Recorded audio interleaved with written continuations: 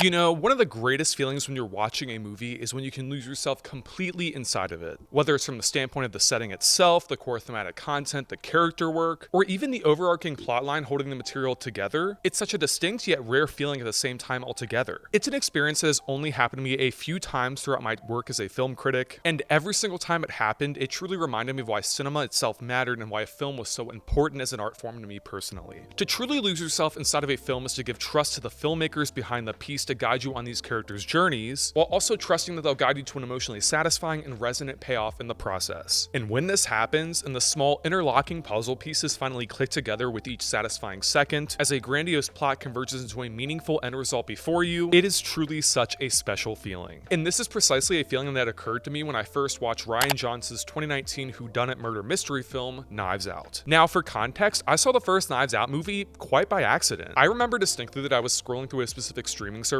one night with one particular film in mind, but I found out that Google had actually lied to me and that the movie I was looking for was in fact not on the streaming service I'd selected. And although I was heartbroken at this revelation, I decided to scroll through the different movie options on this service, and I actually happened to land on Knives Out. Looking at the title, the cast, and the intriguing plotline, I decided in that moment to just take the gamble and jump straight in, and I am so glad I did. I absolutely love the first Knives Out movie, and I am not ashamed to admit it. In fact, I love all of the Knives Out movies thus far, even with 2022's Glass Onion, which I am shocked to see that some audiences are not exactly enamored with. I think that what Johnson is doing with this series is so fresh, vibrant, and overall creative to a fault. Harkening back to the structure of classic murder mystery and detective stories by the likes of Agatha Christie, for example, Johnson has smartly discovered and honed in on the potential that can be broached for these films by focusing solely on Daniel Craig's whimsical Southern detective Benoit Blanc and the outlandish murder cases he seeks to solve. By transporting the specific character into all new scenarios and situations, Johnson is, to an extent, keeping the series fresh and alive with each new entry. What I've loved about every single film in this series thus far is how distinct and risky they all are to an extent. While 2019's Knives Out sought to capitalize off of the classic gothic-inspired atmosphere of most detective and murder mystery stories, 2022's Glass Onion was almost the antithesis of this entirely, instead transporting audiences into the setting and location of modern-day technology and affluence. And yet again, Johnson and Craig are teaming up to broach yet another Benoit Blanc case with Wake Up Dead Man, which is now streaming on Netflix. As mentioned within the start of this review, I now approach every single Knives Out movie with a lot of expectation and hype placed upon it. I want to walk into these movies knowing absolutely nothing, and I want to walk out pleasantly surprised and shocked beyond all belief. And while Johnson has managed to do just this to an extent with every single project in this series thus far, I was curious to see how the central case of Wake Up Dead Man would play out and unfold in front of audiences. After all, the setting and core thematic content itself was sure to be a departure within this series for Johnson, and I held out hope that his solid directorial and screenplay efforts would once again indicate a home run for Blanc in his case. And if you're looking for a specific clue to check out Wake Up Dead Man for yourself on Netflix,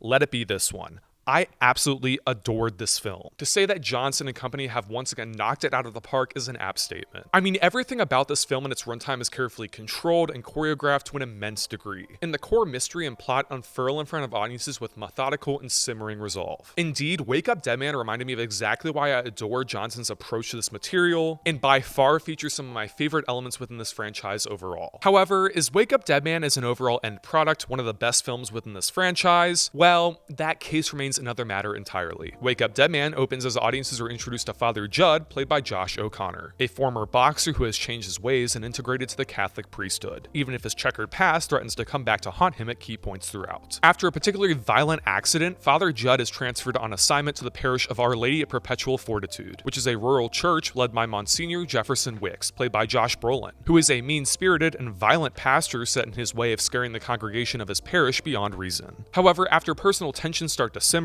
the small congregation of the church is shocked to find a murder has taken place among them, and the pretenses and motives seem beyond mysterious and sinister in nature. This captures the attention of famed detective Benoit Blanc, played by Daniel Craig, who arrives at the church and is determined to solve whether the specific crime was a crisis of faith or something more secular entirely. Before I dive into the rest of my review, I do want to mention that Wake Up Dead Man is, above all, a movie that relies on the element of surprise and suspense to truly work. There are so many surprises in store for audiences to discover throughout the runtime, and because because I believe in personally preserving the cinematic experiences for audiences everywhere, I do want to mention that I will be purposefully vague on a few specific details on my analysis in the film. If you've been around my review work for a while here, which if you haven't, please consider subscribing, you'll no doubt know that this is a rarity for me, as I truly do love diving into specific elements of films and breaking down why they specifically work. But I absolutely think that the best possible experience you can have with this movie is going with an open mind, as with any mystery and unveiling the surprises yourself. With that said, when discussing a Knives Out movie, most audiences will no doubt be able to place that the character work within these films is no doubt a major player in how fresh and authentic these movies are able to execute their material as. As with the case of the other installments, the ragtag crew of cast members drawn to Blanc's central case are no doubt just as fascinating and enthralling this time around. And every single cast member here is clearly going all into the material and having a blast. Daniel Craig continues to absolutely shine as Detective Benoit Blanc, who brings a signature wit and southern flair and accent to this case. Here, this is Blanc at his most personal and profound. As you witness him work through this case and start to understand that beyond just the contextualization of the physical clues and their presence within the situation, Blanc himself is also struggling with a crisis of faith, which allows for some deeply personal and complex moments within his characterization that just work so well. This is clearly the most depth we've gotten from this character so far in this franchise, and that's what elevates the material in so many portions of the runtime. However, it's truly Josh O'Connor who stands out as Father Judd here, delivering a leading man performance full of relatability and nuance that stands out in spades. Yet, as with all the characters in the series, Father Judd is not a perfect person, and O'Connor is able to signify this character's checkered past in such a complex and motivated way. His character arc and progression is fascinating to track throughout the film itself, and serves as the thematic foil that ties this enterprise together. And Josh Brolin is absolutely fantastic as Monsignor Wicks, who rules the parish with an iron fist and is not one to let up in his harsh ways of teaching salvation. Wake Up Dead Man, as you might have been able to guess at this point, is a film that takes place within the confines of a Catholic parish, and explores core concepts of faith and religion in a thought-provoking manner alongside the central mystery. This is a small point of praise and might seem insignificant in the overall context of my review, but as someone who was raised Catholic throughout my childhood, it has to be commended how Johnson gets so much right about this religion and the core concepts that found it here. Everything within the confines of this parish, from the garments the priests wear to the architecture to the happenings around the location, are all absolutely natural and feel plucked from real life. This complex setting therefore allows the stakes to become more prevalent and realistic, further instilling tension into the audience throughout the film's runtime. I also find that this is the Knives Out movie where Rian Johnson truly shows how impeccable his directorial skill is, and this is clear to see in more moments of the runtime than not. To call the cinematography and lighting here anything other than absolutely stunning is a clear understatement. This is a visionary work through and through, with staggering moments of clarity framed by gorgeous shot composition and intriguing camera work that reveals so much with so little. It will be so much fun to rewatch this film eventually to pick up on so much of what I missed in every single frame the first time, because it's abundant that Johnson packs so much hidden detail into so little here. And as mentioned before, this is clearly Johnson is most thematically complex within the confines of the series overall. This is the first time within the Knives Out series that the core murder mystery has been saddled with actual thematic depth that provides thought-provoking nuance with ease. Within the core thematic structure, the film is able to explore the core concept of religion and faith, and about how often people will weaponize those core tenets in order to feel superficially redeemed or powerful in a sense. It's such a breath of fresh air within the cinematic space for these heavy and prevalent themes to be broached with the right amount of nuance and insight to carry the film. And the result makes for some genuinely profound and moving material that cuts deep and allows audiences to ponder the film's core message and takeaways at length long after viewing the film. On that level, as well, as this is a Knives Out film after all, we do have to discuss the central mystery itself here, which is once again enthralling and captivating from start to finish. Just as with the other installments in this series, Blanc's pursuit of this case is full of an abundance of surprises, including blatant misdirects, twists and turns, and rug pull type moments that will be sure to catch audiences off guard. However, on this level, we now have to discuss the problems that Wake Up Dead Man faces not just as a sequel, but as a standalone entry within the series as well. As mentioned, the film is full of an abundance of twists and turns, most of which work surprisingly well, and are sure to delight and please many audience goers as they progress throughout the runtime of the film. However, there arrives a point in the film when watching it where you start to decipher the core mystery yourself, and as you progress along, you may start to realize with subtle clarity that these twists and turns almost get in the way of each other. Alas, when comparing the central mystery here to that held within the confines of the first Knives Out installment and the follow-up Glass Onion, it is kind of unfortunate to see that this film's core plot pales in comparison to the complexity and hidden nuance that was held within those films in spades. Don't get me wrong, Wake Up Dead Man is a clear step ahead of the competition within this space, and is surely a fun time from start to finish as you decipher the clues slowly but surely. However, one distinct element that I was able to decipher for myself when viewing the film, and one that shifted the focus of the film into view with ease, is that the mystery here has so many elements that can actually be guessed or discerned for eagle-eyed viewers. And for a Knives Out film, this is a rarity. This is the first time within the series where I've actually picked up on elements well before characters in the film actually do, which not only cheapens the impact of the reveals themselves, but also makes the entire premise and execution seem dulled down in comparison. This is not a film that holds as many blatant surprises as Glass Onion or Knives Out did, and instead seems devoted more to its core mission of complex thematic structure and nuance than it does crafting a solid enough central mystery. However, it's almost a forgivable element when examining how this might in fact have been Johnson's intent and exploring these external themes and ideas in a prevalent way. However, any misgivings I personally have about the weak mystery here would have been soothed over if other elements of this managed to surpass this small facet of the film as well. Yet unfortunately, this is not entirely the case either. Character work, as mentioned, is one of the core elements of why these films truly work. Each cast within the film is full of eccentric and fascinating individuals who are drawn together by specific circumstances, and who hold fascinating motives which actually keeps audiences guessing and contemplating about how any single character could have pulled off these crimes. However, the most disappointing element of this film in particular, and the one jarring element of this entry, is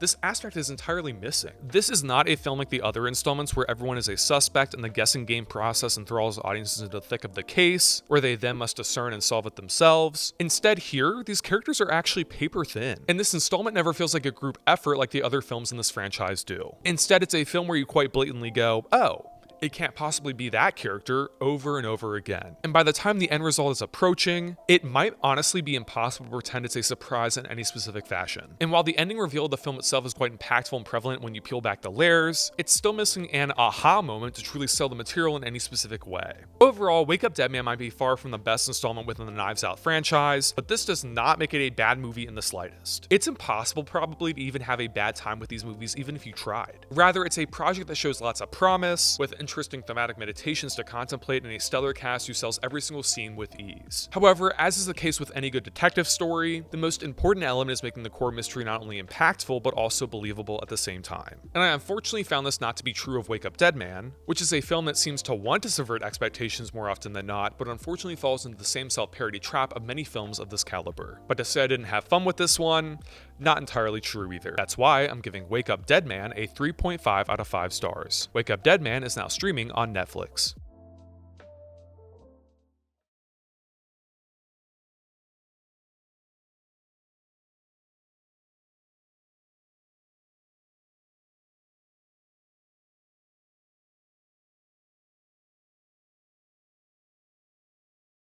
Hey guys, thanks so much for watching this review on my channel. If you're new around here and you like the content you see, don't forget to click that subscribe button down below, like the video, and turn on push notifications. Also, leave comment suggestions down below for future video, essay, and review topics. With that being said, until next time, this is Mitchell signing off. Peace out.